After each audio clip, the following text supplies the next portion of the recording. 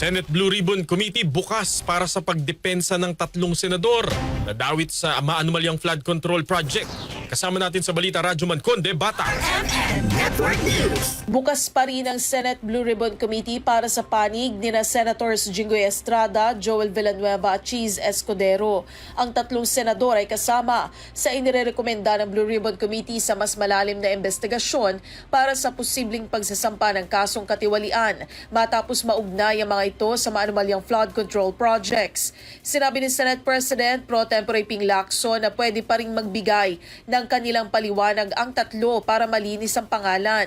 Handa si Lacson na tanggalin ang pangalan ng 3 kasamahan sa rekomendasyon kung makukumbinsi siyang inosente sila sa mga anomalya. Dagdag ni Lacson, hindi pa naman final ang partial committee report dahil maski ang ombudsman ay wala ring nakitang direct link gaya kay Estrada sa 355 million na ghost flood control projects. Kung nagpirma lang sila, that's their platform to defend themselves.